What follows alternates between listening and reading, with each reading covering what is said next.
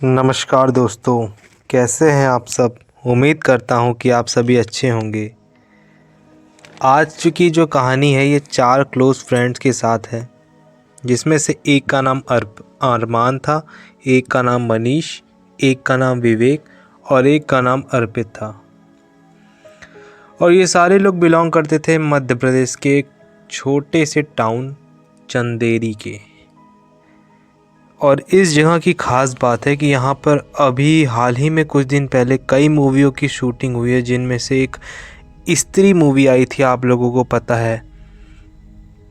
और ये बहुत ही ज़्यादा हिस्टोरिकल प्लेस रहा है और यहाँ पर बहुत सारे ओल्ड मतलब जो इमारतें होती हैं वो बनी हैं, पुरानी इमारतें, जैसे खूनी दरवाज़ा, राजा रानी महल यहाँ पर प्रमुख हैं, जो कि लोगों के पर्यटन का केंद्र भी हैं अब के समय में।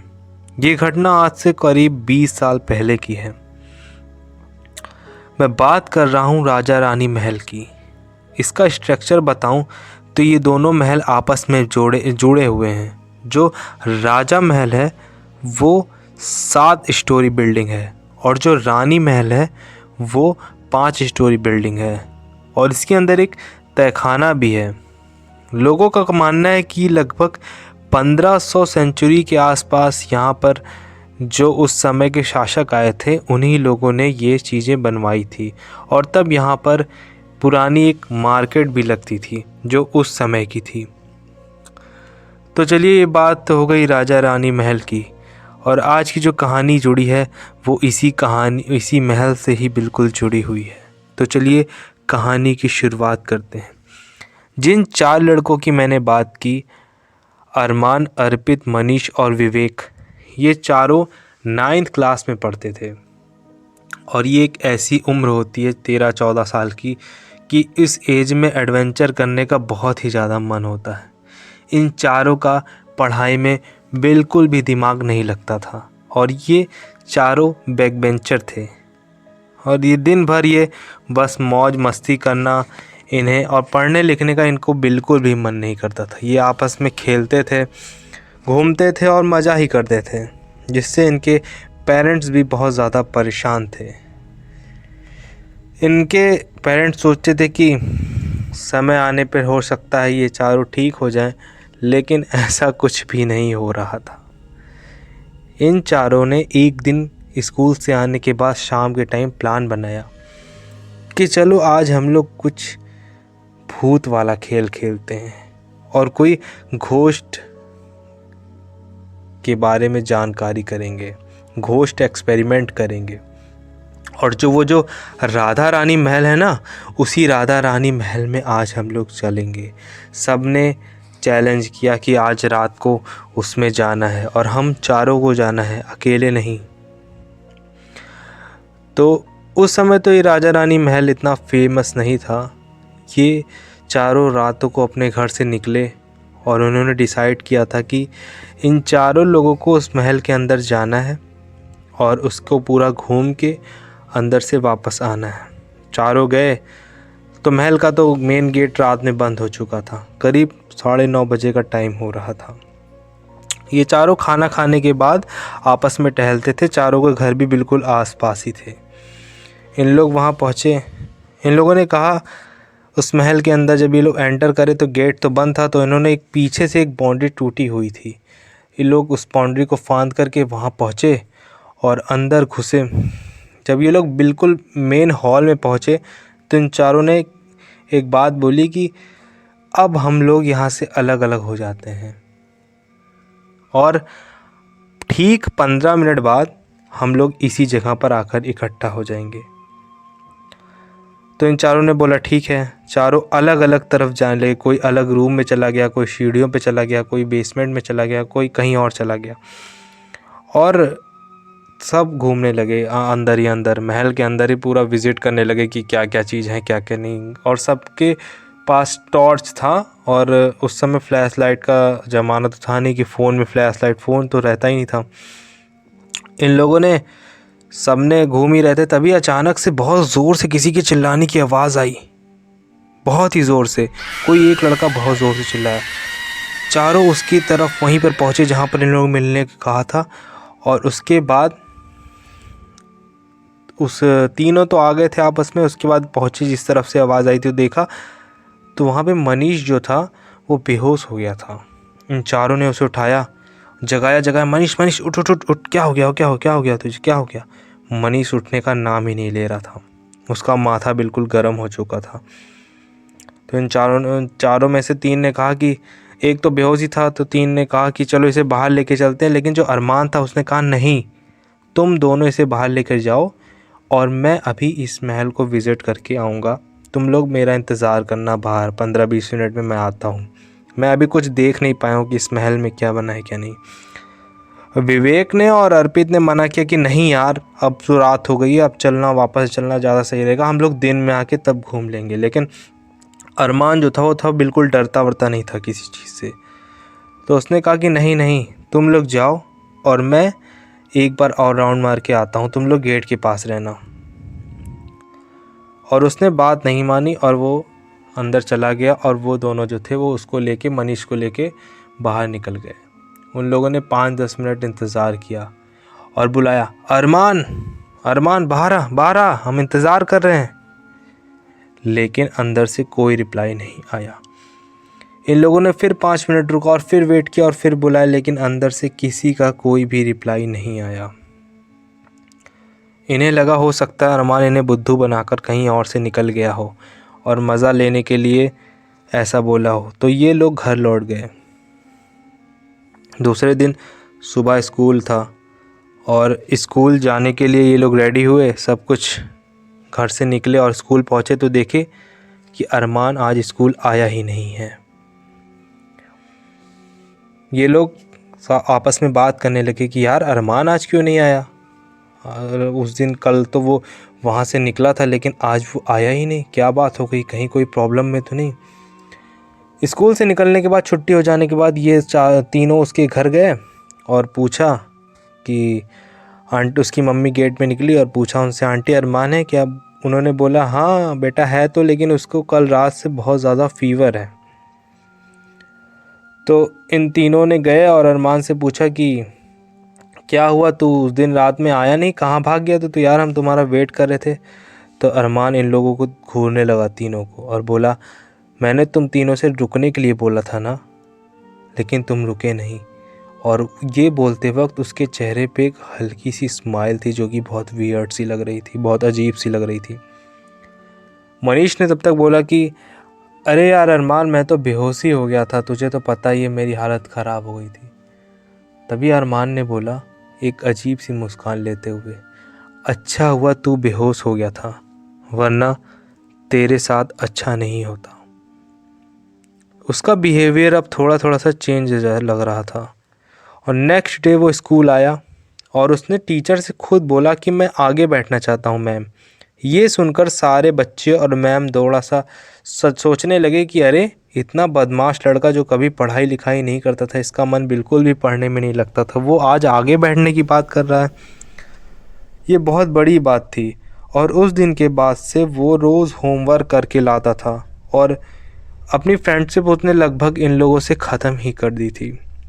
और वो ज़्यादा किसी से बात नहीं करता था, आगे बैठने लगा था, पढ़ाई करने लगा था, होमवर्क करके आता था, और जो मैम और सर क्वेश्चंस पूछते थे उनके वो जवाब दे रहा था, और क्लास में वो अब अच्छे बच्चों में आ रहा था।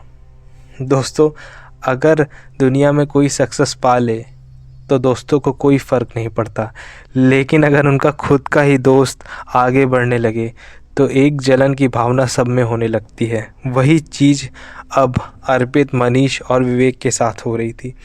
वो अरमान को आगे बढ़ता हुआ देखकर उनको समझ में नहीं आ रहा था कि ये मांजरा क्या है, ये ऐसे कैसे अचानक से इसको क्या हो गया कल रात से। सब लोग उसकी बहुत तारीफ़ करने लगे थे, अरमान बहुत अच्छा लड़का है। फैमिली के लिए भी सब कुछ बहुत अच्छा हो रहा था कि उनका बच्चा अब पढ़ने लग गया है, जो कि बहुत ही नालायक था। एक दिन इन तीनों दोस्तों ने डिसाइड किया कि चल के पता करना पड़ेगा कि ये माजरा क्या है, कि मतलब ये इतना अच्छा कैसे अचानक से बन गया। उन लोगों ने कहा कि स्कूल से छुट्टी होने के बाद हम लोग इसका पीछा करेंगे। स्कूल से छुट्टी हुई, अरमान घर गया। इन लोगों ने उस पर अपनी नज़र लगाई थी कि अब ये घर से निकलेगा तो कहाँ जाएगा। रात के 9 बज रहे थे और ये लोग उसके घर के आस ही पास घूम रहे थे। तभी अरमान निकला घर से और सीधा बाहर जाने लगा। इन तीनों ने उसका पीछा किया और देखने लगे कि वो कहाँ जा रहा है। पीछा करते करते ये देख रहे थे कि वो राजा रानी महल की तरफ जा रहा था और वो ना मतलब महल के अंदर उसी रास्ते से एंटर किया और अंदर घुस गया और अंदर से अजीब अजीब से चिल्लाने की आवाज़ें आने लगी। अब इन तीनों की हालत ख़राब हो गई थी। इन्हें समझ में नहीं आ रहा था कि अरमान के साथ ये क्या हो गया है और वो अंदर क्यों घुस गया है। उस दिन के बाद से अरमान ने इन लोगों से बिल्कुल भी बात करना बंद कर दिया था और इन तीनों ने भी थोड़ा सा इनके अंदर डर घुस गया था कि ये पता नहीं क्या अरमान उसके अंदर गया, तब से उसकी हालत ख़राब है और थोड़ा बोल चाल में भी अब उसने बातचीत करना बंद कर दिया था। इन तीनों ने भी अब अरमान से बात करना छोड़ दिया था और अरमान अब पढ़ाई में अच्छा हुआ और स्कूल पास कर लिया, इंटर कंप्लीट हो गया। अब सारे दोस्त अलग अलग हो गए। आप लोगों को तो पता है कि इंटर की पढ़ाई के बाद सब अपनी अलग अलग लाइन चले जाते हैं, तो अब किसी भी दोस्त की कोई भी कांटेक्ट आपस में नहीं था। अब वो तीनों अलग जा चुके थे, अरमान अलग जा चुका था, मनीष अलग जा चुका था, मतलब अब किसी का कोई कांटेक्ट अब नहीं था। बस अर्पित जो था उससे थोड़ी बहुत अरमान की बात हो जाती थी कभी कभार व्हाट्सएप पे। अरमान ने अपने घर पर ये इच्छा जाहिर की कि मम्मी पापा मैं आईआईटी की तैयारी करने जाना चाहता हूँ, माफ़ करिएगा नीट की तैयारी। तो उसके मम्मी पापा भी शॉक हो गए और बोले कि अरे मेरा बेटा नीट की तैयारी करना चाहता है। और सबने बहुत ही मोटिवेट किया अरमान को कि क्या बात है, वाह। मतलब एक तो वो इतना नालायक होने के बावजूद वो पढ़ने लगा था, तो सबको ये लगने लगा था कि हाँ क्या पता मेरा बेटा डॉक्टर बनी जाए। उसके मोहल्ले वाले इतना सदमे में आ गए थे कि जो लड़का दिन भर घूमता रहता था वो इतना पढ़ने कैसे लगा, क्या वो वही लड़का है। अरमान कोटा के एलन इंस्टीट्यूट में गया और वहाँ नीट की तैयारी करने लगा। 2 साल उसने बहुत अच्छी से बढ़िया से मेहनत की, पढ़ाई की। उसके बाद उसकी रैंक करीब 1253 आई, जो कि बहुत अच्छी रैंक थी और उसे एक बीएचयू कॉलेज मिला, जो कि बहुत अच्छा कॉलेज है नीट एस्पेरेंट्स के लिए। जिस हिसाब से उसकी हिस्ट्री थी उस हिसाब से ये रैंक लाना बहुत ही अच्छी रैंक माना जाता था। उसके कांटेक्ट में अब कोई फ्रेंड्स नहीं थे सिवाय अर्पित के, जो कि बहुत ही नॉर्मल था। लेकिन अर्पित ने अरमान की सारी बात अपने और दोनों दोस्तों से बताई। सबको सुन के बहुत खुशी मिली, सबको सुनकर बहुत अच्छा लगा। अब वो एक किसी प्राइवेट हॉस्पिटल में डॉक्टर बन चुका था। उसके घर वाले भी हर जगह उनको तारीफ़ सुनने की मिलती थी, हर जगह अरमान की तारीफ़ होती रहती थी। उसका अच्छा खासा मंथली पैकेज बन चुका था, उसकी बहुत बढ़िया हॉस्पिटल में जॉब थी और वो अब बेंगलोर में रहने लगा था। सब कुछ एकदम मस्त चल रहा था, उसके घर पे भी कोई प्रॉब्लम नहीं थी। अरमान की वजह से उसके घर पे जितनी भी प्रॉब्लम थी अब वो सब दूर हो चुकी थी। अब इसके घर वालों ने सोचा कि चलो अब सब कुछ बढ़िया चल रहा है तो इसकी शादी कर देते हैं। उन्होंने अरमान से पूछा कि हम तुम्हारी शादी कर दें, तो अरमान ने बोला कि ठीक है आप लोग कर दीजिए, आप लोग कोई लड़की पसंद कर लो, मैं शादी करने को तैयार हूँ। लेकिन शादी वाले दिन की बात से अरमान के अंदर बहुत ज़्यादा एक्सट्रीम चेंजेस दिखना शुरू हो गए थे। उसकी तबीयत अब ख़राब होने लगी थी, उसने खाना पीना छोड़ दिया था, उसका शरीर पता नहीं क्यों वज़न घटता जा रहा था। अब वो अपनी जॉब पर भी नहीं जा पा रहा था, वो हॉस्पिटल भी नहीं जा पा रहा था। एक दिन रात के करीब 1:30 बज रहे थे और अरमान अपने ही कमरे में रोने लगा। और वो जब रो रहा था तो उसकी आवाज़ बिल्कुल लड़की की तरह निकल रही थी और वो लड़की बहुत ज़ोर ज़ोर से रोए जा रही थी। और ये सुन के घर वाले निकले और उन्होंने देखा कि अरमान एकदम लड़की की आवाज़ में रोए जा रहा है। उन्हें एकदम समझ में नहीं आया कि ये क्या माजरा है, ऐसे कैसे, अरमान की आवाज़ कैसे चेंज हो गई। और अरमान रोते रोते बोले जा रहा था। अब अरमान की आवाज़ कुछ ऐसी निकल रही थी कि तुम लोगों ने अगर इसकी शादी कहीं और की तो मैं इसकी जान ले लूँगी। ऐसे ही आवाज़ में अरमान बोल रहा था और वो लड़की की आवाज़ में बोल रहा था कि तुम लोगों को कोई कमी नहीं है आज तक। तुम लोगों को आज तक किसी चीज़ की कमी हुई है क्या? तेरे लड़के को मैंने क्या से क्या बना दिया। अब अगर किसी ने इसकी शादी की बात किया, मुझसे किसी ने इसको छीनने की बात की, तो मैं तुम्हारे पूरे ख़ानदान को कंगाल बना दूंगी। तुम्हारा लड़का ऐसा हो गया है कि वो जो भी काम करेगा वहाँ से सोना निकलने लगेगा। ये कोई भी काम कर ले वो सारे काम चमक जाएंगे। मैं इसको कभी भी परेशान नहीं करूँगी, लेकिन इसकी शादी नहीं होनी चाहिए। ये सुन के घर वाले बहुत ज़्यादा परेशान हो गए। उन्होंने एक मौलवी जी को बुलाया और उन्होंने बताया कि उन्होंने पूरा अपना ध्यान वान लगाया, सब अपना पतन का मंत्र तंत्र किया। उसके बाद बताया कि एक लड़की थी जिसका रेप करके कुछ बदमाशों ने उसे उसी महल में गाड़ दिया था और ये बहुत अच्छे दिल की लड़की थी और इसने अरमान को देखा तो इसे अरमान को पसंद करने लगी और पिछले 14 साल से वो उस लड़की की आत्मा इससे चिपकी हुई है और अब 14 साल लगने के बाद अब उसको इस अरमान से दूर करना तो पॉसिबल ही नहीं है। तो आप भूल जाइए कि इसकी शादी होगी, क्योंकि ये बिल्कुल सच हो चुका है। अब जो है जैसा है वैसा ही रहने दीजिए, वैसे भी कौन सी कमी है। घर वालों ने भी समझा कि ठीक है और मौलवी जी ने ये भी बोला कि अगर इसकी शादी आप लोगों ने चुपके से या किसी तरह की करने की कोशिश की तो हो सकता है इसकी जान को ख़तरा भी हो जाए। मैं इसकी ज़िम्मेदारी नहीं ले सकता। घर वालों ने बोला कि चलो ठीक है, अगर नहीं हो रही है शादी तो ठीक है, कोई बात नहीं, ऐसे ही रहने दो। उस दिन के बाद से उसकी शादी की बात भी नहीं हुई और ना ही ऐसी कोई पैरानॉर्मल एक्टिविटी या कुछ भी एक्सपीरियंस उसकी लाइफ में नहीं हुआ। सब कुछ बहुत अच्छा चल रहा है और अरमान अब एकदम सीनियर डॉक्टर बन चुका है, सीनियर कंसल्टेंट बन चुका है। उसका अच्छा खासा पैकेज है।